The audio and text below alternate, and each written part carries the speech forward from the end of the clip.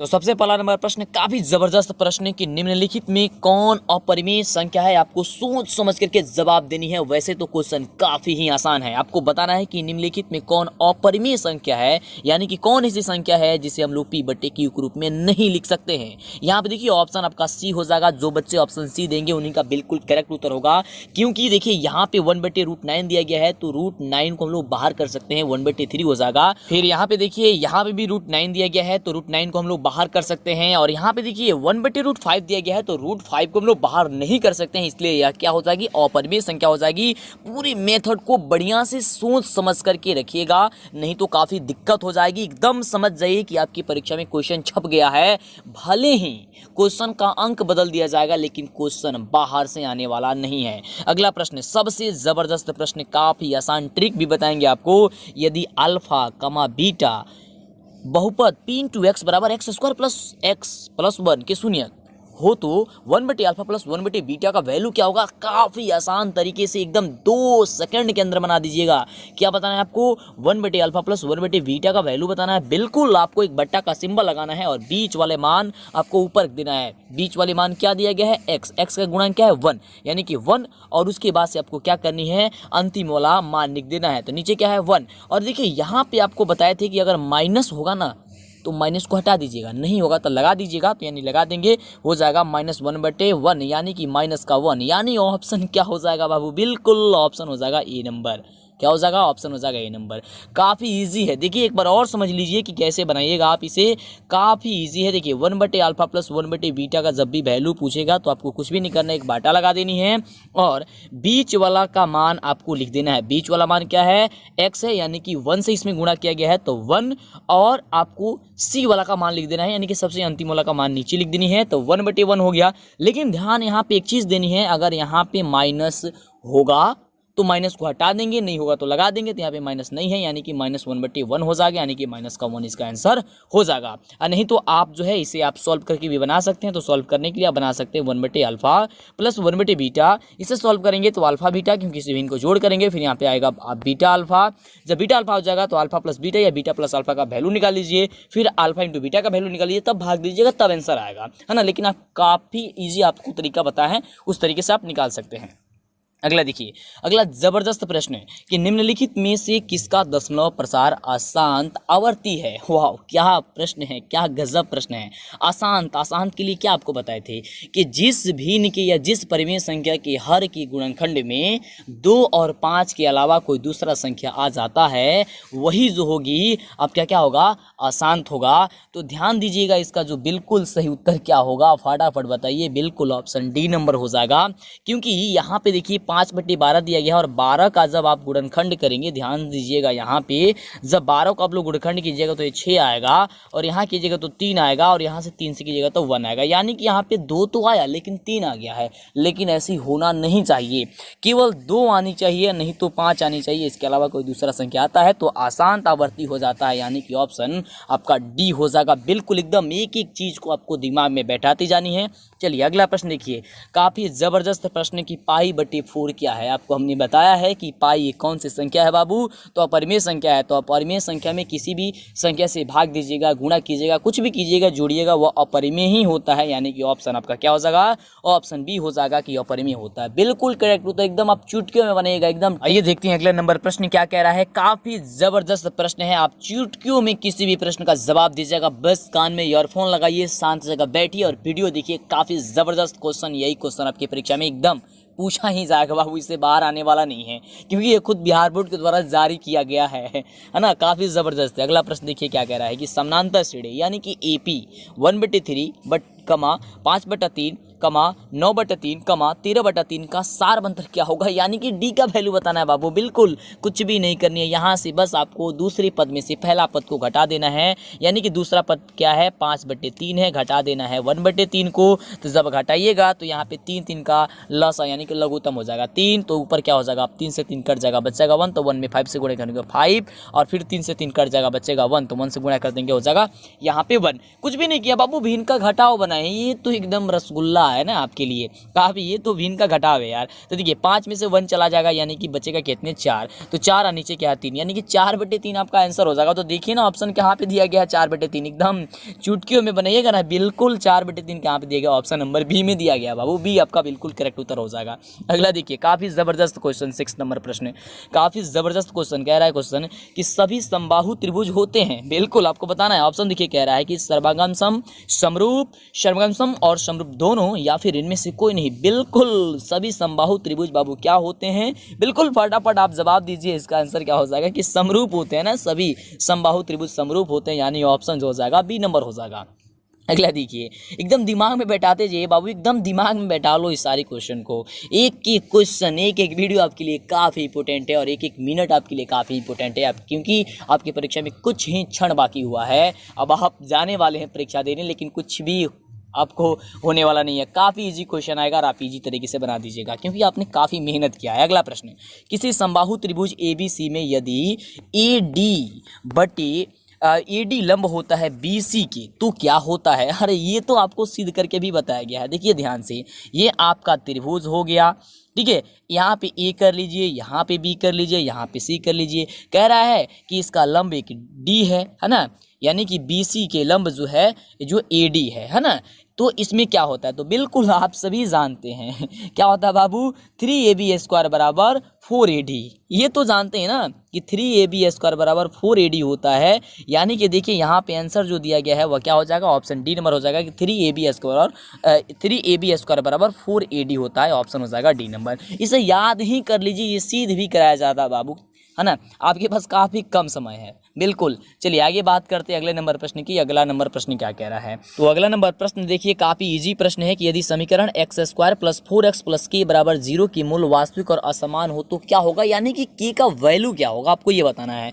तो आप सभी जानते हैं काफ़ी इजी क्वेश्चन है, ये सब्जेक्टिव में भी आपसे पूछा जा सकता है। मूल वास्तविक और असमान कैसे होता है, कब होता है, आप सभी जानते हैं कि d जो है वह बड़ा होनी चाहिए, किससे बाबू, तो 0 से बड़ा होनी चाहिए, ठीक है।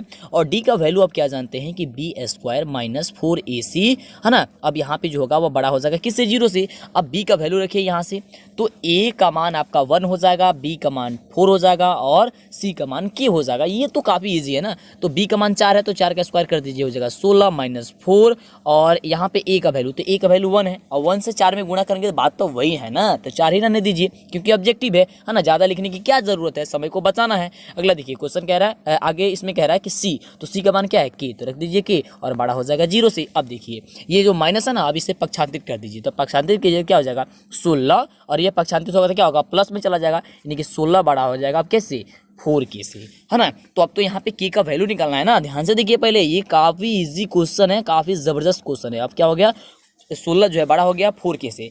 यहीं पे आपको बहुत ही ज़बरदस्त चीज़ का ध्यान रखना है, नहीं तो यहीं पे गड़बड़ होती है। अब देखिए जैसे ही यहाँ पे हम लोग k का वैल्यू निकालेंगे ना, जैसे ही हम लोग यहाँ पे k का वैल्यू निकालेंगे तो ये जो चिन्ह है ना इस तरह से घुमा हुआ है, ये चिन्हवा बदल जाएगा। अब ये चिन्ह हो जाएगा इस तरह से और 16 बटे हो जाएगा 4। जब भी आप भाग दीजिएगा तो ये चिन्ह बदल जाता है, उल्टा हो जाता है, इसका मुंह उधर हो जाता है ना। तो आप कटाइए 16 बटे 4 यानी कि हो जाएगा 4, तो ये k, ठीक है, अब छोटा हो जाएगा किससे, 4 से। यानी ऑप्शन देखिए कहाँ पे दिया गया है, तो ऑप्शन आपका देखिए बी नंबर में दिया गया है कि k छोटा होगा किससे, 4 से। तो यही आपका आंसर हो जाएगा। एकदम काफ़ी ज़बरदस्त क्वेश्चन है ना। चलिए अगला देखिए प्रश्न, काफ़ी ज़बरदस्त प्रश्न कह रहा है और ये क्वेश्चन आपको सब्जेक्टिव भी पूछा जा सकता है। बाबू सबसे ज़बरदस्त क्वेश्चन है आपकी स्क्रीन पे, सोच समझ करके बनाइएगा, कॉपी और कलम निकालिए फटाफट से और सॉल्व कीजिए। यदि AP और AQ केंद्र O वाले किसी वृत्त पर दो स्पर्श रेखाएं इस प्रकार है कि कोण POQ बराबर 110 डिग्री हो तो कोण PAQ का वैल्यू आपको बताना है। देखिए काफ़ी इजी है, आप मैथ से डरिए मत, आपको एकदम लॉलीपॉप तरीके से समझाएंगे। देखिए सबसे पहले आप यहाँ पे जो है एक वृत्त बना लीजिए, ठीक है ना। यहाँ पे गोल नहीं हुआ है हमसे, आप गोला कर लीजिएगा बढ़िया से, है ना। चलिए अब कह रहा है कि O केंद्र वाले, तो यहाँ पे हम केंद्र मान लेते हैं O। अब देखिए यहाँ पे कह रहा है कि AP और AQ केंद्र O वाले किसी वृत्त पर दो स्पर्श रेखा है, ठीक है। हम यहाँ पे दो स्पर्श रेखा इसे खींच लेते हैं, जिसमें जो है कॉमन क्या चीज़ है बाबू, यानी कि यहाँ पे जो है कॉमन वह A है, ठीक, और एक को मान लेते हैं हम लोग यहाँ पे P और एक को मान लेते हैं हम लोग को Q, ठीक है। और यहाँ से तो हम लोग मिला ही देंगे क्योंकि ये जानते हैं इस प्रकार से ये बनेगा, दो स्पर्श का बनेगा तो यहाँ पे कौन केंद्र है तो यहाँ पे हम लोग इसे मिला देंगे। चलिए अब देखिए यहाँ का जो वैल्यू हम लोग को दे दिया है कोण POQ, यानी कि ये टोटल का वैल्यू तो कोण POQ यानी कि ये वैल्यू हम लोग को दे दिया है कितना 110 डिग्री, ठीक है। अब देखिए इसको बनाने के लिए क्या करेंगे, यहाँ का वैल्यू पूछ रहा है, कोण PAQ का वैल्यू पूछ रहा है, यहाँ का वैल्यू पूछ रहा है बाबू। देखिए सबसे पहले आपको इसे समद्विभाजक यानी कि एक रेखा आपको यहाँ पे रचना कर देनी है। जब आप रचना कीजिएगा तो ये क्या होगी, ये दो समान भागों में बढ़ जाएगा। जब दो समान भागों में बढ़ जाएगा तो ये जो 110 था तो आधा हो जाएगा ना, क्योंकि दो भागों में बढ़ गया है तो 55 हो जाएगा। अब देखिए यहाँ मान हो गया 55 और ये जब आप लंब खींचे, ये स्पर्श रेखा जब आप खींचे हैं तो यहाँ पे तो अब लंब हो गया ना। लंब कितना डिग्री का होता है बाबू, 90 डिग्री का होता है। तो 90 गो ये आप 55 गो ये को हुआ 145 गो। अब देखिए जब 145 हो गया तो ये तो अब त्रिभुज बन गया ना। देखिए एक बार और बढ़िया से इसको बना देते हैं, है ना, जैसे कि आपको समझ में आए, ठीक है। ये आपका बन गया, ठीक है, ओ यहाँ पे कर लीजिए A, यहाँ पे कर लीजिए P, काफ़ी आसान है बाबू, बस इसे समद्विभाजक इसको कर लीजिएगा। ये 110 था तो 55 हो गया। अब यहाँ पे क्या हो गया आपका, एक 90 डिग्री हो गया। तो ये जो है अब एक तो त्रिभुज बन गए ना बाबू, इस प्रकार से त्रिभुज बन गई ना। तो आप जानते हैं ना त्रिभुज के अंतःकोणों का योगफल कितना होता है बाबू, 180 डिग्री होता है। तो 90 गो और 55 गो 145 गो, तो 180 में से 145 घटाएंगे कितना होगा, 35 होगा। तो 35 जो वैल्यू आया ना केवल आधा वाला का आया और बताना है पूरा वाला का। तो 35 दूनी 70, यानी कि ये 35 कितना हो जाएगा 70। तो आंसर क्या हो जाएगा आपका, ऑप्शन C नंबर हो जाएगा। समझ में आ रहा ना, काफी इजी है ना। चलिए अगला प्रश्न देखिए, काफी जबरदस्त क्वेश्चन है। प्रश्न देखिए क्या कह रहा है, प्रश्न देखिए अगला। और अभी तक चैनल को सब्सक्राइब नहीं किए हैं ना तो फटाफट कीजिए जल्दी से, काफी जबरदस्त क्लास चल रही है बाबू, अंतिम मौका, आखिरी मौका, और इसी में तो आपको करना है एकदम जगिए, उठिए, पढ़िए, जबरदस्त तरीके से नंबर लाइए, दिक्कत होने वाला नहीं है ना, पूरे एकदम जबरदस्ती पढ़िए। अगला प्रश्न है कि किस मान के लिए समीकरण कि x माइनस वाई बराबर 2 और 6x माइनस 2y बराबर 3 का अद्वितीय हल है। बाबू समझ जाओ, ये क्वेश्चन आपके एग्जाम में छप गया है, भले ही अंक चेंज कर दे क्यों ना, लेकिन क्वेश्चन छप ही गया है। देखिए इसको बनाने के लिए क्या कीजिएगा, a1 बटे a2, यानी कि सबसे पहले a1 का वैल्यू क्या है k, तो k बट्टे के कितना हो जाएगा बाबू 6, ठीक है, क्योंकि a1 बटे a2। अब यहाँ पे अद्वितीय हल के लिए क्या होता है, a1 बटे a2 बराबर नहीं होता है b1 बटे b2। तो बराबर नहीं यानी कि यहाँ पे b1 का वैल्यू कितना है, तो यहाँ पे माइनस का y है यानी कि माइनस का 1 है। तो माइनस का 1 बटे कि यहाँ पे क्या है माइनस 2y, तो माइनस 2y का मतलब क्या हो गया कि यहाँ पे b2 का वैल्यू कितना है, तो माइनस का 2 है। अब देखिए यहाँ से माइनस माइनस कट जाएगा तो प्लस आ गया दोनों संख्या। अब देखिए इसको करेंगे तीव्र गुणा, तो k में 2 से गुणा करेंगे तो क्या हो जाएगा 2k, और 1 में 6 से करेंगे हो जाएगा 6k, यानी कि 2k बराबर बाबू कितना हो जाएगा, तो 6 हो जाएगा, यानी कि k का वैल्यू कितना आ जाएगा, तो 6 बटे 2 यानी कि हो जाएगा 3 आ गया। तो k का वैल्यू आ गया ना, काफी जबरदस्त है ना। तो लेकिन ये जो है बराबर नहीं होगा, है ना, ये ध्यान रखना है आपको, क्या होगा बराबर नहीं होगा। तो ये आपका आंसर क्या हो जाएगा, अब देखिए कि k बराबर नहीं है 3 कौन है जी, तो ऑप्शन आपका C नंबर हो जाएगा। समझ में आ रहा है ना, हाँ बिल्कुल। चलिए अगला प्रश्न, अगला प्रश्न कह रहा है कि यदि साइन थीटा बराबर 3/4 हो तो कोस थीटा का वैल्यू बता दीजिए, यानी कि इसका मान बता दीजिए। काफी इजी है यार, ये तो एकदम लॉलीपॉप क्वेश्चन है ना। देखिए यहाँ पे साइन थीटा, तो साइन थीटा बराबर क्या होता है बाबू, लंब बटे की कर्ण होता है, बिल्कुल लंब बटे की कर्ण, यानी कि लंब और कर्ण का वैल्यू दिया गया है तो आधार का वैल्यू ज्ञात कर लो। तो आधार का वैल्यू ज्ञात करने के लिए क्या होता है, कर्ण का स्क्वायर माइनस का लंब का स्क्वायर, तो कर्ण का स्क्वायर 16 और 3 का स्क्वायर 9, यानी 16 में से 9 चला जाएगा, कितना बचेगा बाबू, तो आप सभी को पता है रूट का 7 बचेगा। तो रूट का जब 7 बच जाएगा यानी कि आधार आ गया, और कॉस का वैल्यू पूछ रहा है कॉस थीटा का, तो आधार बटे की लंब होता है, तो आधार हम लोग का निकल के आया 7 और लंब क्या है तो 3 दिया गया है ना, तो रूट से 7/3 हो जाएगा। तो रूट 7/3 कहाँ पे दिया गया है, तो रूट 7/3 ऑप्शन तो ए नंबर में ही दिया गया है, ऑप्शन ए नंबर बिल्कुल एकदम गजब तरीके से ऑप्शन ये आपका आ गया। एकदम क्वेश्चन एक भी आपको छोड़ना नहीं है, एकदम गर्दा मचा देनी है आपको जाकर के परीक्षा में। अगला प्रश्न देखिए, द्विघात बहुपद x² माइनस 15 के शून्य क्या होगा। अरे क्या बात है, कितनी जबरदस्त क्वेश्चन है, सबसे आसान प्रश्न है।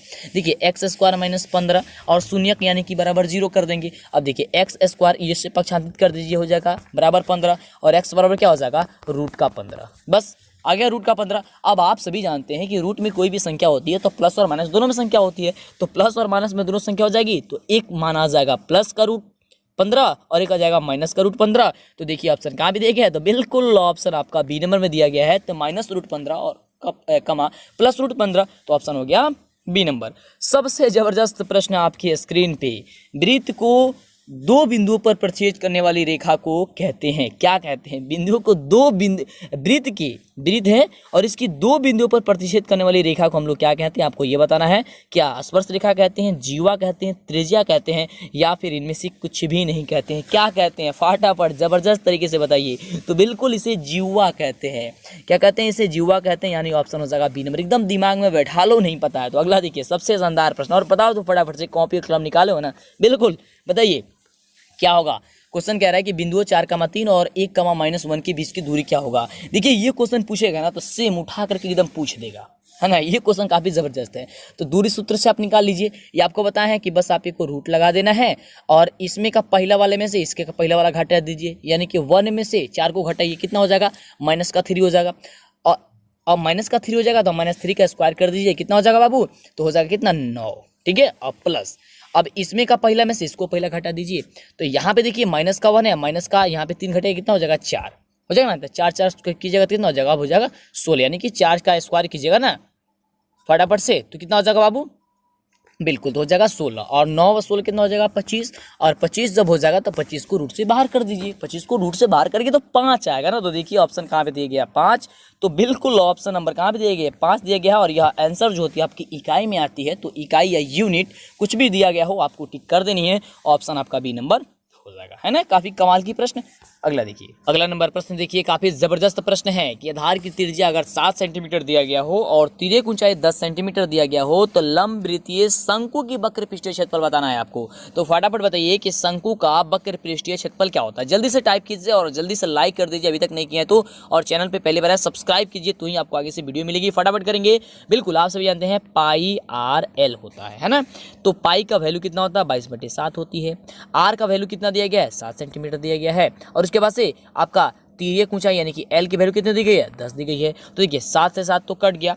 अब यहाँ पे 22 में 10 से केवल गुणा कर देना है, तो 22 में 10 से गुणा कर दीजिए, कितना हो जाएगा? 220 यहाँ पे सेंटीमीटर स्क्वायर हो जाएगा। तो 220 सेंटीमीटर स्क्वायर यहाँ पे दिया गया है। तो बिल्कुल ऑप्शन आपका जो दिया गया है आपका ऑप्शन सी नंबर में दिया गया है, यानी कि आपका ऑप्शन सी नंबर बिल्कुल करेक्ट उत्तर हो जाएगा। काफी इजी। अगला प्रश्न देखिए, काफी जबरदस्त प्रश्न है कि 2, 3, 1, 5, 2, 6 का माध्यक क्या होगा। अब देखिए माध्यक बनाने के लिए 2 रूल होता है, यानी कि 2 नियम होते हैं। एक सम संख्या के लिए अलग होता है, विषम संख्या के लिए अलग होता है। तो देखिए काफी इजी होता है, काफी आपको ट्रिक से बताने वाले हैं, काफी इजी ट्रिक से, जिससे कि दिक्कत ना होगा। काफी चुटकियों में बना दीजिएगा। देखिए ऑब्जेक्टिव है तो आप फटाफट बना दीजिएगा इसे। देखिए सबसे पहले इसे क्या करते हैं हम लोग, पहला एक नियम ये होता है कि पहले इसे आप अवरोही या आरोही क्रम में लिख लीजिए, यानी कि बढ़ते या घटते क्रम में लिख लीजिए। तो यहाँ पे हम सबसे पहले क्या करेंगे, सबसे छोटा वाला संख्या से स्टार्ट करेंगे, अंतिम वाले मतलब कि बड़े वाले संख्या की ओर बढ़ते जाएंगे। यानी कि सबसे छोटा संख्या क्या है? 1, उसके बाद से क्या है? 2, तो 2 जो है 2 बार है, ठीक है, लिख लिए इसे। उसके बाद से 3 है, उसके बाद से 5 है, उसके बाद से 6 है, ठीक है, ये हो गई संख्या। अब इसको हम काउंट करेंगे कितनी संख्या, 1, 2, 3, 4, 5, 6, यानी कि 6 को संख्या। 6 क्या है जी बाबू? सम संख्या है। तो जब भी सम संख्या कहेगा ना तो देखिए एक मेरा ट्रिक अपनाना है। को संख्या है 6, तो 6 का आधा कर दीजिएगा, यानी कि जितना भी संख्या होगा उसका आधा कर दीजिएगा। तो आधा कीजिए, कितना हो गया? 3 हो गया ना। 3 हो गया तो तीसरा वाला पद देखिए कहाँ है? 1, 2, 3, तीसरा वाला पद क्या है? 2, तो 2 लिख लीजिए, ठीक है। उसके बाद से एक और वाला पद लिख लीजिए, यानी कि इसके बाद वाला पद लिख लीजिए 3, ठीक है, और इन दोनों को जोड़ दीजिए। तो कितना हो जाएगा बाबू? तो 2 और 3 कितना हो जाएगा? 5, ठीक है। अब 5, अब उसको क्या करना है? 2 से भाग दे देना है, बस आपका आ गया आंसर 2.5। कुछ भी नहीं करना, काफी इजी है। पहले आप इसे घटते या बढ़ते क्रम में लिख लीजिए, जितना भी अंक उसमें रहेगा उसको आधा कर दीजिए, है ना। आधा जब कीजिएगा तो जितने आएगा ना आपको, जैसे कि 6 का आधा किए 3, तो तीसरा वाला स्थान का अंक ले लीजिए। तो कितना है तीसरा वाला अंक का स्थान? 2, और उसके बाद वाला एक और को लिख लीजिए, हो गया 3, है ना। तो इसको जोड़ दीजिए, कितना हो जाएगा? 5। अब 5 में 2 से बस भाग दे दीजिए, आ गया आंसर। कोई भी हो, एकदम चुटकियों में बना सकते हैं, काफी ईजी है ना। तो 2.5 कहाँ पे दिया गया? ऑप्शन नंबर बी में दिया गया है। अगला देखिए, अगला प्रश्न तो आपसे ये तो फॉर्मूला ही पूछ दिया, और ये ध्यान रखिएगा इस साल सबसे ज़्यादा आपको परीक्षा में फॉर्मूला ही पूछा जाएगा, क्योंकि आपको पता है कि पढ़ाई आपकी हुई नहीं है, और नहीं हुई है तो फार्मूला हो और इतनी शानदार क्वेश्चन जो आपको बता रहे हैं, ये सारी क्वेश्चन आपको पूछा जा सकता है। खुद बिहार बोर्ड के द्वारा बताया गया है क्या फार्मूला को, और पिछले वर्षों का मॉडल पेपर, पिछले वर्षों का क्वेश्चन बैंक आप सबसे ज़्यादा पढ़ें। तो देखिए प्रश्न कह रहा है कि r त्रिज्या वाले अर्धगोले का आयतन क्या होगा। आर त्रिज्या वाले अर्धगोले का आयतन। तो फटाफट बताइए कि अर्धगोले का आयतन क्या होता है। देखते हैं आप कितने पानी में है, फटाफट बताइए। बिल्कुल, तो 2/3 पाई आर क्यू होता है ना जी, 2/3 पाई आर क्यू। अर्धगोले का बाबू, गोले का नहीं, अर्धगोले का। बिल्कुल, ऑप्शन क्या हो जाएगा यहाँ पे, सी नंबर हो जाएगा। ठीक है, चलिए अगले प्रश्न की बात करते हैं। बहुत ही जबरदस्त प्रश्न है कि निम्नलिखित में से कौन सी घटना की प्रयोक्ता नहीं हो सकती है। कौन जो है वह किसी घटना की प्रयोक्ता नहीं हो सकती, आपको ये बताना है। तो बिल्कुल फटाफट बताइए इसका आंसर क्या होगा। बिल्कुल, तो किसी भी प्रयोक्ता जो कोई मतलब कोई भी प्रयोक्ता जो होती है वो माइनस में नहीं आती है, यानी कि ऑप्शन क्या हो जाएगा, सी नंबर हो जाएगा। और कई बार आपको पता है प्रयोक्ता देखिए कभी माइनस में नहीं आ सकती है, तो माइनस वाला जहां पे भी ऑप्शन दिया गया हो वही आपका क्या हो जाएगा, सही उत्तर हो जाएगा। बिल्कुल एकदम जबरदस्त तरीके से याद कीजिए, बढ़िया से पढ़िए। कोई दिक्कत होता है नीचे कमेंट बॉक्स तो आपके लिए बना हुआ है ना, तो लाइक क्यों नहीं करते हैं, फटाफट कीजिए। चैनल को सब्सक्राइब नहीं किया, जल्दी कीजिए, समय काफी कम है। अगला क्वेश्चन, बिंदु 4, किस पाद में स्थित है। 4, -7 जो है वो किस पाद में स्थित है। बिल्कुल आपको पता है यहाँ पे संख्या से मतलब नहीं होता है, यहाँ मतलब होता है कि संख्या जो है वो हम माइनस में है या फिर प्लस में है। अगर दोनों संख्याएं प्लस में होती है, फिर से आपको एक बार और बताते हैं, तो वह प्रथम पाद में होगी। अगर पहली संख्या माइनस में हो, दूसरी संख्या प्लस में है, वो तो द्वितीय पाद में होगी। दोनों संख्याएं अगर माइनस में होती है तो तृतीय पाद, और पहला जो होती है प्लस में और दूसरा होती है माइनस में तो चतुर्थ पाद में होती है। तो यहाँ देखिए क्या है, पहला 4 प्लस में है, दूसरा माइनस का 7 दिया, यानी कि यह माइनस में है। तो क्या हो जाएगा, प्लस कामा माइनस, यानी कि प्लस कामा माइनस का है आपका डी नंबर है, तो ऑप्शन हो जाएगा डी नंबर। बिल्कुल ईजी है ना, काफी जबरदस्त। अगला देखिए, अगला प्रश्न क्या है, काफी शानदार तरीके से इसे ट्रिक के माध्यम से आपको बताएंगे और बताएं भी हैं। कह रहे हैं कि समानांतर श्रेणी 10,7,4 डॉट डॉट डॉट का 20वां पद आपको बताना है, यानी कि 20वां पद क्या होगा। तो देखिए कुछ नहीं करना, आपको लिखना है ए, लिखना है प्लस, सब में जो भी पद पूछे उसके पास क्या करना है, जितना पद पूछेगा ना उसमें से को घटा दीजिएगा। कितना हो जाएगा बाबू, 19, और उसमें डी से गुणा कर दीजिएगा। हो तो गया, होने गया। इसमें आपको सॉल्व करना है। अब यहाँ पे ए का वैल्यू कितना है, 10, तो लिख दीजिए 10, अब प्लस का प्लस, 19 तो 19 इंटू डी का वैल्यू क्या होता है बाबू, तो दूसरे पद में से पहला पद को घटा दीजिए, तो दूसरा पद है 7 में से घटा दीजिए 10 को, यानी हो जाएगा -3, तो -3 यहाँ पे हो गया। अब देखिए 19 में 3 से गुणा कीजिएगा, कितना हो जाएगा जी, 19 में 3 से गुणा किया हो जाएगा 57, और यहाँ पे प्लस जोड़ दीजिए, तो 57 गो अब प्लस 10 गो, कितना हो जाएगा, यहाँ पे माइनस का 57 है बाबू, ये ध्यान रखिएगा, तो हो जाएगा -47 हो जाएगा। तो -47 कहाँ पे दिया गया बाबू, तो ऑप्शन आपका डी नंबर में। और सबसे ज्यादा बार ये क्वेश्चन पूछा जाता है, यही क्वेश्चन यही मान आपकी परीक्षा में रह जाता है सबसे ज्यादा बार, तो इसे जरूर याद कीजिएगा। 47 ऑप्शन रहेगा माइनस में, तो उसको आपको टिक कर देनी है। अगला देखिए, सबसे बढ़िया प्रश्न है, कह रहा है कि दो समरूप त्रिभुजों के माध्यिकाओं के अनुपात अगर 4:9 होती है तो इनकी त्रिभुजों के क्षेत्रफलों का अनुपात क्या होगा। काफी इजी है, एकदम लॉलीपॉप तरीके से, इसको कुछ भी नहीं करना है, बस इन दोनों को स्क्वायर कर दीजिए, अनुपात हो जाएगा। काफी आसान है, पता है ना, कुछ भी नहीं करिए। 4 का स्क्वायर कितना हो जाएगा, तो देखिए 4 का स्क्वायर कर दीजिए, हो जाएगा 16, और अनुपात 9 का स्क्वायर हो जाएगा 81, यानी कि 16:81 आपका जो हो जाएगा आंसर आ जाएगा। तो 16:81 कहाँ दिया गया, ऑप्शन नंबर डी में दिया गया। बिल्कुल ऑप्शन आपका डी नंबर इसका सही हो जाएगा। कुछ भी नहीं करना है, अगर दो समरूप त्रिभुजों के माध्यिकाओं का अनुपात अगर दिया गया हो तो उन दोनों को आप स्क्वायर कर दीजिए। 4 का स्क्वायर 16, 9 का स्क्वायर 81, यानी कि ऑप्शन क्या हो जाएगा, डी नंबर हो जाएगा। अगला देखिए, बहुत ही बढ़िया प्रश्न कह रहा है कि यदि ax² + bx + c = 0 के मूल समान हो तो c का वैल्यू क्या होगा। अब देखिए ये क्वेश्चन आपको सोच समझ करके बनाने वाला है कि यहाँ पे c का वैल्यू क्या होगा। सबसे पहले आप हमें ये बताइए कि मूल समान कब होता है। मूल समान कब होता है, जब d = 0 होता है। बिल्कुल ध्यान से समझिएगा, काफी जबरदस्त है ये क्वेश्चन, आपकी परीक्षा में 100% आ सकता है, काफी जबरदस्त है। अब d बराबर हो गया 0, अब देखिए d का वैल्यू आप क्या जानते हैं बाबू कि b² - का 4ac, अब बराबर 0 हो गया, क्योंकि d का केवल वैल्यू यहाँ पे हमने लिखा, ध्यान से समझिएगा। अब देखिए, अब यहाँ पे b², अब इसका हम लोग पक्षांतरित करेंगे तो क्या हो जाएगा, यहाँ पे 4ac हो जाएगा ना, यही होगा ना, इससे हम पक्षांतरित कर देंगे तो यही होगा ना। अब यहाँ पे पूछा कि c का वैल्यू, तो c का वैल्यू यानी कि c बराबर क्या होगा, b² बट्टे की, ये तो अब पूरे नीचे चला जाएगा ना 4a, तो आपका आंसर आ गया b² बट्टे की 4a। तो b² बट्टे की 4a कहाँ पे दिया गया है, ऑप्शन आपका बी नंबर में दिया गया है। ध्यान से समझिए एक बार और, यहाँ पे d बराबर 0 होगा कब, जब मूल समान होगा। तो d का वैल्यू जानते हैं b² - 4ac बराबर 0, तो b बराबर हम लोग क्या करेंगे, पक्षांतरित करने का तो हो जाएगा 4ac, और यहाँ पे c का वैल्यू बताना है ना।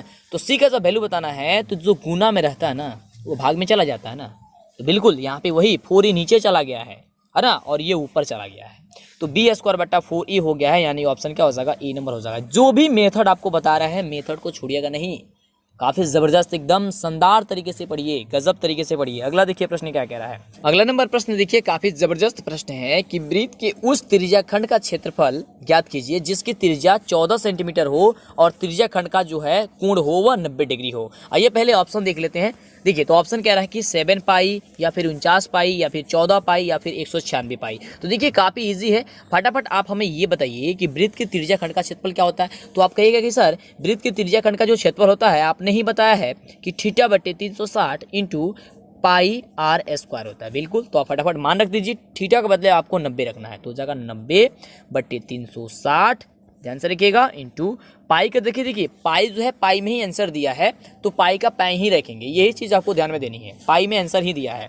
अब इंटू आर, तो आर स्क्वायर दिया है, तो यानी कि 14 आगुणे 14, ठीक है। अब देखिए इसको आप कटाइए, देखिए 0 से 0 कट गया, यहाँ पे हो गया 9 चौके 36, और यहाँ पे देखिए हो जाएगा 2, है ना, ये होगा ना, और यहाँ हो जाएगा 7, ठीक है। अब ये 2 से कटा दीजिए, यहाँ हो जाएगा कितना, 7, ठीक है। तो 7 7 कितना हो जाएगा बाबू, 49 हो जाएगा।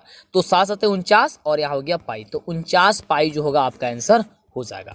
फटाफट से देखिए 49 पाई कहाँ पे दिया गया है, तो 49 पाई ऑप्शन दिया गया है आपको, ऑप्शन जो है आपको बी नंबर दिया गया है, तो आपका आंसर जो हो जाएगा ऑप्शन क्या हो जाएगा, बी नंबर इसका बिल्कुल करेक्ट उत्तर हो जाएगा। समझ में आ रहा है कैसा आया, बिल्कुल काफी इजी। अगला नंबर प्रश्न देखिए, काफी गजब का प्रश्न है कि sin 2a बराबर 2 sin a तब सत्य होता है जबकि a बराबर क्या होता है, और काफी शानदार क्वेश्चन है। और आपकी ये जो क्वेश्चन है ना, आपकी एनसीईआरटी बुक के एक्सरसाइज 8.2 के क्वेश्चन नंबर 2 के 3 नंबर यह क्वेश्चन है, काफी जबरदस्त क्वेश्चन है। कैसे बनता है, क्या होता है इसका उत्तर, आपको तो पता है ना, 0 डिग्री होता है। कैसे होता है ये समझा देते हैं। देखिए यहाँ पे इसके कहने का मतलब ये है कि sin 2a जो दिया गया ना, वह कब बराबर होगा, a का वैल्यू क्या रखेंगे ताकि 2 sin a हो जाएगा।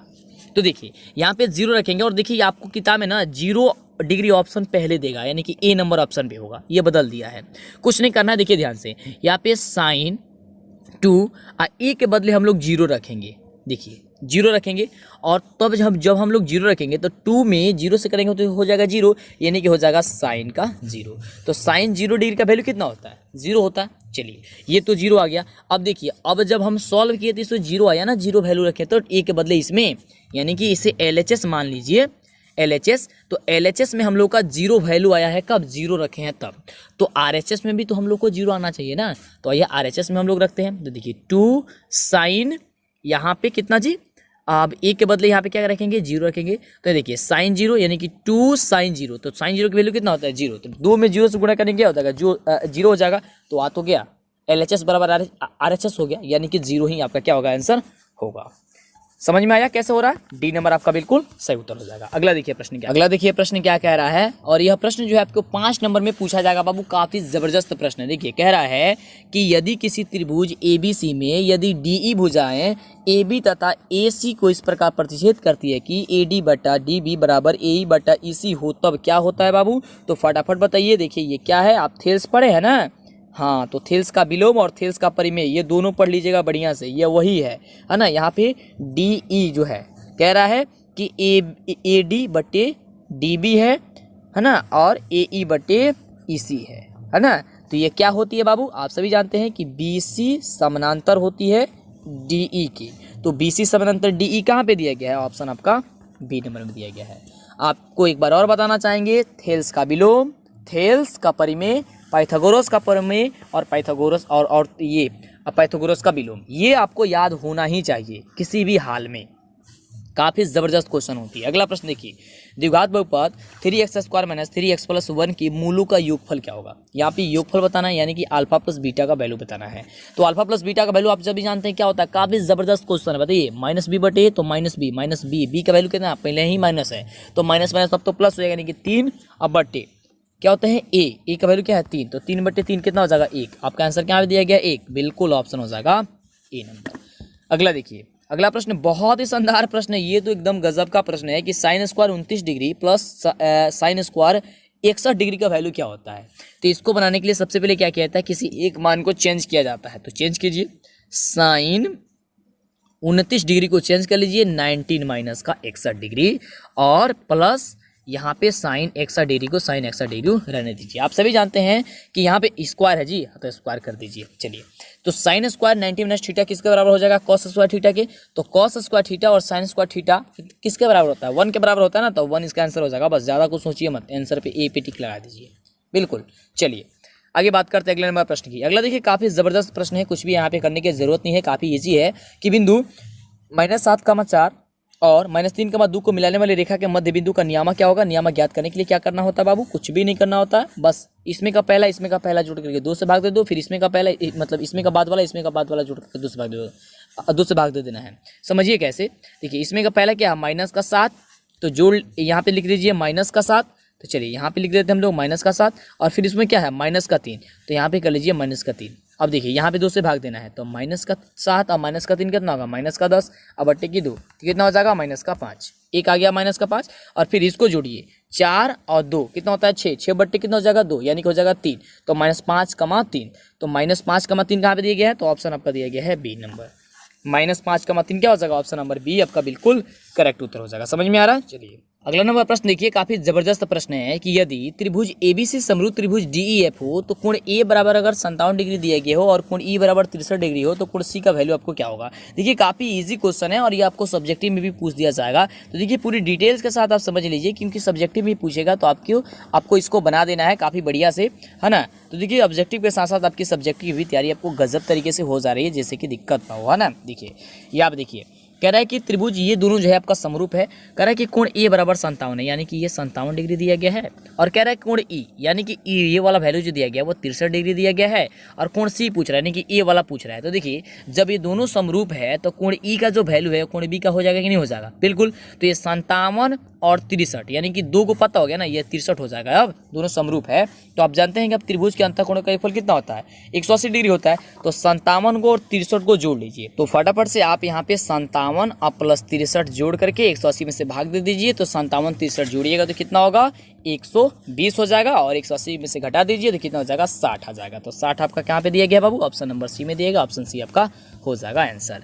अगला देखिए प्रश्न क्या कह रहा है। अगला प्रश्न है कि 1 + tan a + sec a into 1 + cot a minus का cosec a बराबर क्या होता है? ये काफी इजी क्वेश्चन है, फटाफट बताइए इसका आंसर जो होगा वह क्या होगा? बिल्कुल, तो इसका जो आंसर हो जाएगा फटाफट बताइए। बिल्कुल इसका 30 नंबर आंसर एकदम सॉल्व करके आपको पता है, तो फटाफट से क्या कीजिए आप इसे सॉल्व करके बताइए कि 1 + tan a + sec a into 1 + cot a minus का cosec a जो होता है वह क्या होता है? इसको जब आप सॉल्व कीजिएगा तो 2 आएगा, यानी कि ऑप्शन क्या हो जाएगा आपका? बी नंबर हो जाएगा। समझ में आ रहा? फटाफट इतना तो आप कष्ट कीजिए, थोड़ी सी से बस सॉल्व कर लेना है इसको। चलिए अगला प्रश्न देखिए क्या कह रहा है। अगला प्रश्न काफी जबरदस्त प्रश्न है कि किसी बिंदु की y अक्ष से दूरी उस बिंदु के क्या कहलाती है? सबसे बढ़िया प्रश्न, सबसे शानदार प्रश्न है कि उस बिंदु की जो दूरी कहलाती है वह क्या कहलाती है बाबू? तो x निर्देशांक कहलाती है, यानी कि ऑप्शन क्या हो जाएगा? आपका बी नंबर हो जाएगा। क्या कहलाती है? किसी बिंदु y अक्ष से दूरी उस बिंदु के क्या कहलाती है? x निर्देशांक कहलाती है। अगला प्रश्न देखिए काफी जबरदस्त प्रश्न है, एकदम समझिए, प्रश्न आपकी परीक्षा में पूछा ही गया है। देखिए प्रश्न कह रहा है कि बिंदु -4, -4 और 1, -2 को मिलाने वाली रेखा को y अक्ष जिस अनुपात में बांटती है वह अनुपात जो होगी वह क्या होगी? बताना है आपको। तो ध्यान से देखिए, इस क्वेश्चन को बनाइएगा तो काफ़ी ये लंबा में जाएगा, लेकिन काफ़ी एक इजी ट्रिक आपके लिए लेकर के आए हैं। ध्यान दीजिएगा, यहाँ पे अगर y अक्ष से पूछेगा ना, y अक्ष से, तो आपको एक ध्यान रखने क्या करना है? x1/x2 कर देना है। क्या कर देना है? x1/x2 कर देना है। और यहाँ पे माइनस प्लस को आपको ध्यान में नहीं रखना है, क्योंकि ये ट्रिक है, और ट्रिक में आपको ये नहीं कि हाँ क्यों नहीं रख रहा है, अब क्यों नहीं का सवाल नहीं, क्योंकि आपको अगर इतना आसानी से बता रहे हैं, ये ट्रिक है, जैसे कि आप जल्दी से बना दे, वैसे इसे सॉल्व कीजिए काफ़ी ज़्यादा समय लग जाएगा। तो यानी कि x1/x2 आपको कर देना है, बस आपका आंसर हो जाएगा। यानी कि देखिए x1 का वैल्यू कितना है? 4 है, यहाँ पे माइनस तो से मत जाइएगा, 4/x2, 2 के बदले कितना है? 1 है, तो यहाँ पे क्या कर लीजिए?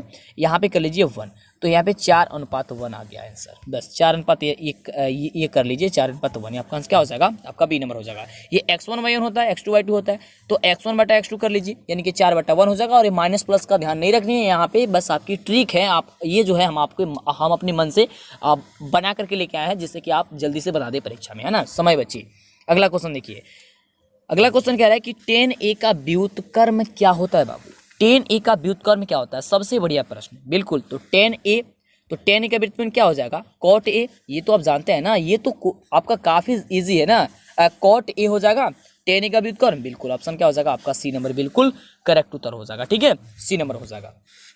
व्युत्क्रम यानी कि उसको पलट दीजिएगा तो 10 किस में चला जाता है, बिल्कुल। अगला देखिए प्रश्न क्या कह रहा है। हाँ, अगला प्रश्न है कि निम्नलिखित में से कौन केंद्रीय प्रवृत्ति की माप नहीं है। केंद्रीय प्रवृत्ति की जो माप है वह नहीं, आपको ये बताना है, माध्य या बहुलक या माध्यिका या फिर परिसर।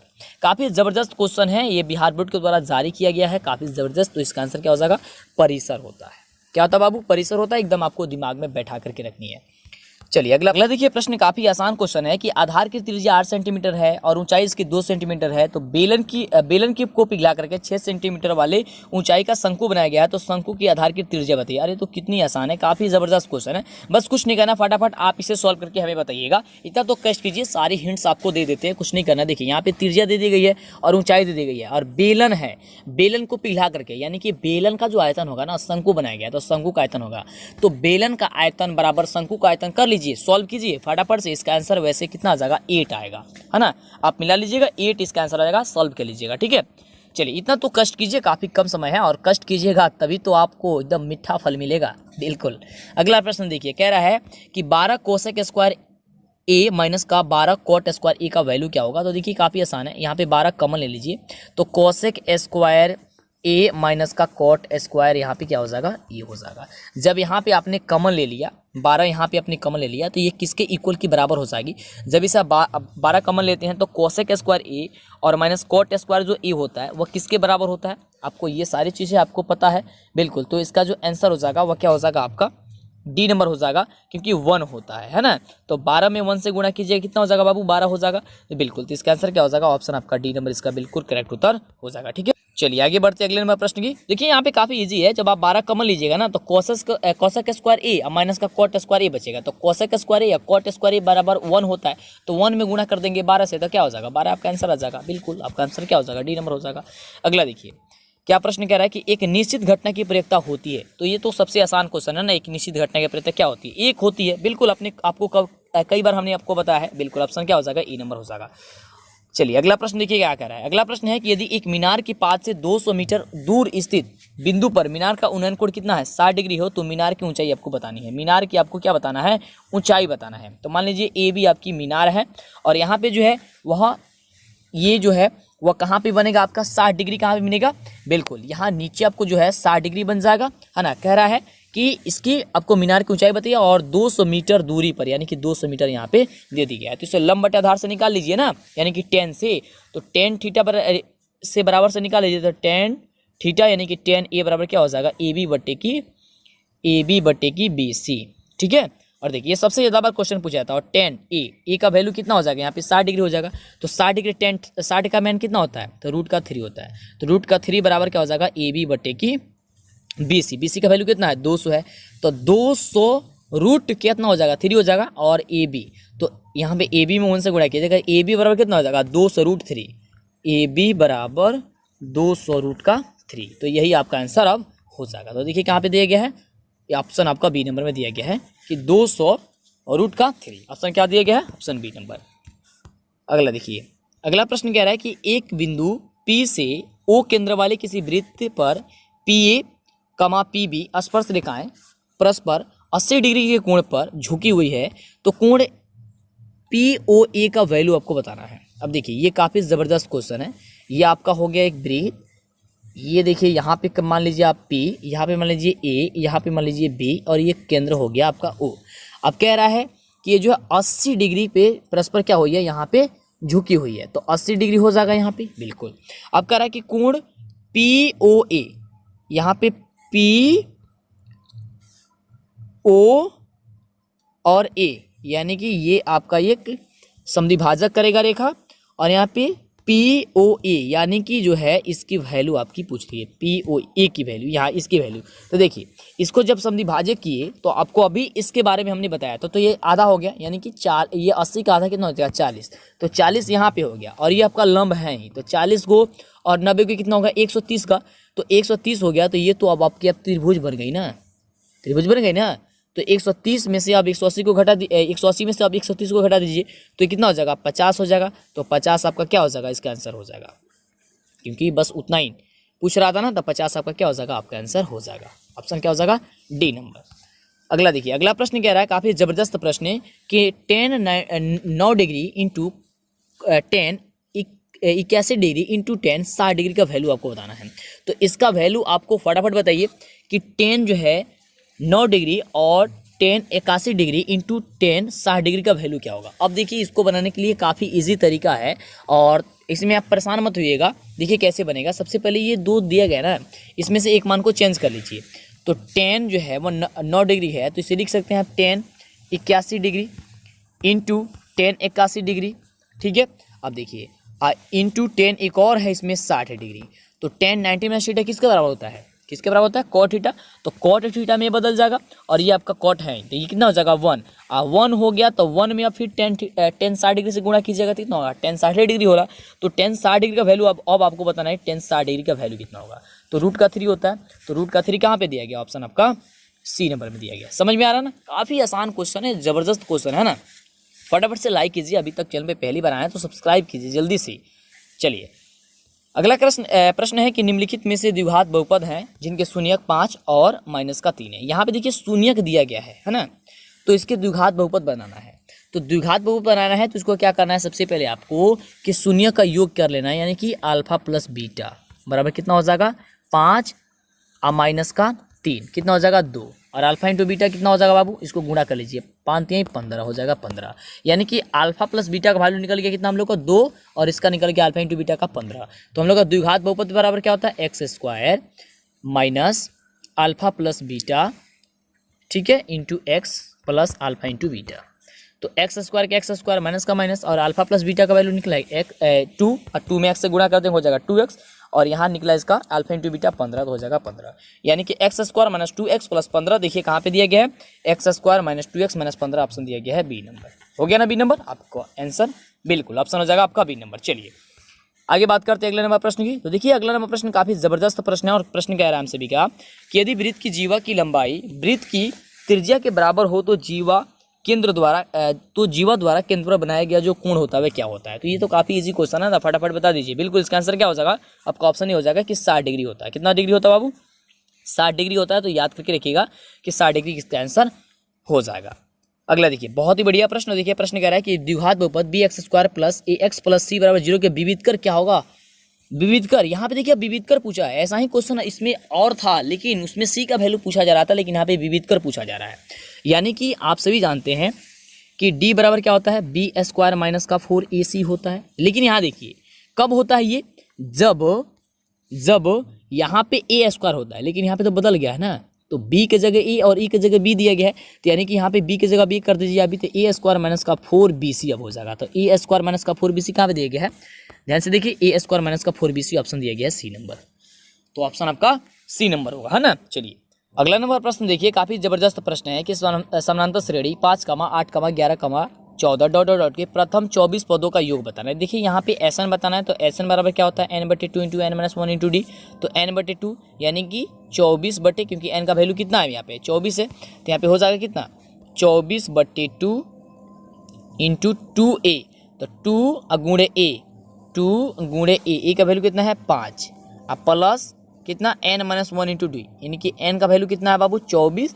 तो 24 में से आपको 1 घटा देना है और आपको d से गुणा कर देना है। d कितना है आपका 8 में से 5 चला जाएगा, दूसरा पद में से पहला पद हो जाएगा 3, तो हो जाएगा यहाँ पे 3। काफ़ी इजी है, देखिए ध्यान से समझते हैं। यहाँ पे कटेगा कितना होगा 12, और यहाँ पे देखिए हो जाएगा 10, 5 दूनी 10, आप प्लस 24 में से घट गया 23, और 23 में 3 से गुणा किए तो कितना आया 23 में 3 से तो 69। अब देखिए 10 और 69 कितना हो गया 79, और जब 79 में आप 12 से गुणा कर दीजिएगा, अब तो 79 में 12 से गुणा कीजिए कितना होगा आपका 948, यानी कि ऑप्शन क्या हो जाएगा बी नंबर हो जाएगा। समझ में आ रहा है, काफ़ी इजी क्वेश्चन है, बस आपको थोड़ी सी दिमाग लगानी है और सॉल्व कर देनी है। अगला देखिए सबसे बढ़िया प्रश्न कि 3a बराबर दिया गया है 90 डिग्री, तो c की का वैल्यू बताना है। तो a का वैल्यू सबसे पहले निकाल लीजिए, तो a बराबर क्या हो जाएगा अब 90/3 हो जाएगी, यानी कि कटेगा कितना होगा, तो यहाँ पे 30 होगा। ठीक है, 90 में 3 से भाग दीजिएगा तो 30 होगा, यानी कि a का वैल्यू आ गया 30। तो सेक जो है अब आपको 30 का वैल्यू बताना है, क्योंकि सेक ए पूछ रहा था तो ए का वैल्यू तो हम लोग को निकाले 30, तो सेक 30 अब बताना है आपको। तो सेक 30 का जो वैल्यू होता है वो सेक 30 का वैल्यू कितना होता है फटाफट ये, बिल्कुल तो ये होता है 2/√3, यानी ऑप्शन क्या हो जाएगा आपका डी नंबर हो जाएगा। समझ में आ रहा है क्या हो जाएगा, ऑप्शन आपका डी नंबर हो जाएगा। बस सेक 30 का वैल्यू का बताना था। चलिए आगे बात करते हैं अगले प्रश्न की। देखिए अगला प्रश्न कह रहा है कि दो क्रमिक सम संख्याओं का महत्तम समापवर्तक क्या होता है। आपको बार बार बताया है कि दो जो होता है सम मॉडल पेपर डाउनलोड करने के लिए, ऑब्जेक्टिव सब्जेक्टिव प्राप्त करने के लिए आपको गूगल में सर्च करना है, गूगल क्रोम में DLS एजुकेशन, जो चैनल का नाम है वो आपको सर्च करना है। तो आपके सामने फटाफट ओपन होकर क्या आएगा, DLS एजुकेशन ऑफिशियल। तो आपको DLS एजुकेशन ऑफिशियल पे क्लिक करना है, न कि कहीं और। DLS एजुकेशन ऑफिशियल पे जैसे ही क्लिक कीजिएगा तो आपके सामने जो है इस प्रकार से जो 3 डॉट जो देखने को यहाँ पे मिलेगा। वैसे तो यहाँ पे सारी चीजें यहाँ पे मिल जाएगी ऑब्जेक्टिव सब्जेक्टिव, लेकिन आपको एक आसान तरीके बता देते हैं। यहाँ पे आपको क्या करना है कि 3 डॉट पे क्लिक करना है। 3 डॉट पे क्लिक कीजिएगा तो यहाँ पे देख सकते हैं आ चुका है कि डाउनलोड 10th मॉडल पेपर 2022 के लिए, ठीक है। ऑनलाइन टेस्ट, ऑब्जेक्टिव, सब्जेक्टिव सब कुछ यहाँ पे मिल जाएगा, देख सकते हैं। तो जो भी चीज चाहिए, जैसे कि मॉडल पेपर पे क्लिक करते हैं तो मॉडल पेपर ओपन हो जाएगा। यहाँ पे अगर ऐड वगैरह आता है तो आपको बंद कर देना है। उसके बाद से देखिए नीचे जाना है तो आपको सबसे सब्जेक्ट पूछेगा कौन सा सब्जेक्ट का आप पढ़ना चाहते हैं। जैसे सबसे पहले साइंस है, साइंस पे क्लिक करके दिखा देते हैं। इस पे क्लिक कीजिएगा तो देखिए ये आ चुका है मॉडल पेपर, और इस प्रकार से देख सकते हैं यहाँ पे सारा का सारा क्वेश्चन यहाँ पे देखिए आ चुका है, और इसका उत्तर जो है भी आपको नीचे मिल जाएगा, ठीक है। और सबसे इसमें का जबरदस्त जो है वो आपका ऑनलाइन टेस्ट है। ऑनलाइन टेस्ट देंगे तो काफी जबरदस्त है ना। तो ऑनलाइन टेस्ट पे क्लिक कीजिए और बहुत ही जबरदस्त है ऑनलाइन टेस्ट दीजिएगा, बड़ी मजा आएगा। जैसे यहाँ पे क्लिक करते हैं और देख सकते हैं यहाँ क्वेश्चन आ चुका है, जो भी आपका सही जवाब होगा उस पर आपको क्लिक करना है। जैसे देख सकते हैं यहाँ पे सही है तो देखिए सही पे आ चुका है, गलत होता तो आपको बता देता है, फिर आगे जाना है ना। और इसमें एक आवाज भी उत्पन्न होगी, आपको बताएगा भी कि आपका सही उत्तर है या फिर गलत उत्तर है। जैसे ही क्लिक कीजिएगा ना तो आपका सही है या फिर गलत है, आपको यह आवाज आएगा अमिताभ बच्चन का। तो फटाफट से कीजिए। समापवर्तक दो क्रमिक सम संख्याओं का महत्तम समापवर्तक कितना होता है, 2 होता है, यानी ऑप्शन क्या हो जाएगा ई नंबर इसका आंसर हो जाएगा। अगला देखिए, अगला प्रश्न है कि साइन 48 डिग्री माइनस का कॉस 42 डिग्री का वैल्यू क्या होगा। कुछ भी नहीं करना है यहाँ पे, बस एक मान को चेंज कर लीजिए, यानी कि साइन 90 माइनस का कितना 42 हो जाएगा। 48 को चेंज कीजिएगा तो अब माइनस का कॉस का कितना डिग्री बाबू, तो 42 डिग्री। अब देखिए इसको बदलिएगा तो साइन 90 माइनस थीटा किसका रहा था, कॉस थीटा। तो कॉस थीटा यहाँ पे भी आ जाएगा और कॉस थीटा यहाँ पे है तो ये कट जाएगा, तो हो जाएगा कितना, यानी कि कॉस 42 डिग्री यहाँ पे भी, कॉस 42 डिग्री यहाँ पे भी, तो कट जाएगा कितना आ गया, 0 आ गया। तो 0 आपका आंसर क्या होगा, ऑप्शन नंबर बी हो गया। अगला देखिए, इसको आपको बनाना है, देखिए काफी जबरदस्त है, आप इसे सॉल्व कीजिएगा। थोड़ी सी आपको बस हिंट्स कर देते हैं। यदि त्रिभुज ABC के शीर्षों के नियामक अगर 2,3 और B बराबर 4,5 और C बराबर 7,2 है तो त्रिभुज ABC का क्षेत्रफल बताना है। और क्षेत्रफल आप निकाल लीजिएगा कौन से, क्षेत्रफल वाले जो आपका है ना, त्रिभुज वाला जो आपका निर्देशांक जो मिति है उसमें आपको क्षेत्रफल निकालने वाला है, तो उसे आप निकाल लीजिएगा। A, B और C का वैल्यू दिया गया, बाबू इतना कष्ट कीजिए फटाफट से। देखिए इसे हम सॉल्व कर देंगे तो काफ़ी ज़्यादा लंबा हो जाएगी, और वैसे सब की जगह आपका वही आंसर आएगा। आपको बस आंसर बता देते हैं, प्लीज़ इतना तो आपको थोड़ी सी मेहनत करना पड़ेगा बाबू। आपको बता देते हैं है ना, इसका आंसर जो हो जाएगा आपका निकल के आएगा 6 आएगा, ठीक है। 6 वर्ग इकाई आएगा, कितना बाबू, 6 वर्ग इकाई आएगा। और यही क्वेश्चन आपको सीधे परीक्षा में पूछा जाता है, बदला नहीं जाता है अगर ये क्वेश्चन पूछा जाएगा तो, है ना। मतलब अधिकतर बार देखा गया है यही चीज़, तो इसको आपको कितना हो जाएगा, 6 वर्ग हो जाएगा। चलिए अगला प्रश्न देखिए। अगला देखिए प्रश्न क्या कह रहा है, काफी कमाल का प्रश्न है कि cos theta into tan theta बराबर क्या होता है। और अभी तक इस चैनल को सब्सक्राइब नहीं किया ना तो जल्दी से कीजिए, फटाफट के लिए पहले सब्सक्राइब कर लीजिए, और लाइक नहीं किया तो जल्दी से पहले इसे वीडियो को लाइक कर दीजिए। तो देखिए इसको कैसे बनेगा, देखिए cos थीटा तो cos थीटा रहने दीजिए, और टेन थीटा को बदल दीजिए किस में, साइन थीटा बटा cos थीटा में, क्योंकि आप सभी जानते हैं कि साइन थीटा बटा cos थीटा होता है। तो ये cos थीटा से cos थीटा कट जाएगा, बचेगा क्या चीज़, केवल साइन थीटा। तो साइन थीटा क्या हो जाएगा, आपका आंसर हो जाएगा ऑप्शन नंबर ए। और अगला देखिए आपका 50 प्रश्न यहाँ पे हुआ कंप्लीट। प्रश्न कह रहा है कि यदि दो वृत्त एक दूसरे को अंतः स्पर्श करती है तो उभयनिष्ठ स्पर्श रेखाओं की संख्या क्या होगी। फटाफट बताइए, काफी इजी क्वेश्चन है बिल्कुल। तो उभयनिष्ठ जो स्पर्श रेखाओं की संख्या होगी वह 1 होगी, यानी कि ऑप्शन हो जाएगा बी नंबर। क्या होगी बाबू,